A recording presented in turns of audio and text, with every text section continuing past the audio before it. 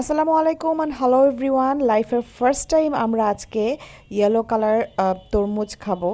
So এই তরমুজটা কেমন হয় টেস্ট, চলুন আপনাদের সাথে শেয়ার করি। রাজি তো খুব এক্সাইটেড ছিল, ফরচুনেটলি তার ড্রেসের সাথে আজকে তরমুজের কালারটা ম্যাচ হয়ে গেছে। মোটামুটি বাচ্চাদের সাথে আমি নিজেও খুব এক্সাইটেড এটার টেস্ট নেওয়ার জন্য, অ্যান্ড আই হোপ এটার টেস্ট খুব গুড হবে।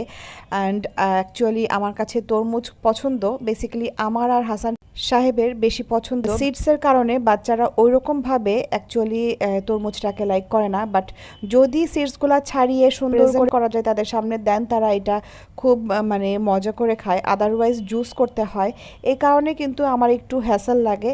আর আজকে যেহেতু আমি স্বপ্নেতে এই তরমুজটা পেয়ে গেলাম, অ্যান্ড সবচেয়ে বড় কথা যে এটা আমি হাফ পেয়েছি, ফুল হইলে হয়তো কখনোই আমি নিতাম না, কজ আমি ভিতরে কি আছে না আছে দেখতে পাচ্ছি না, দ্যাটস ওয়াই। বাট এটা যখন দেখলাম যে হাফ পোর্শন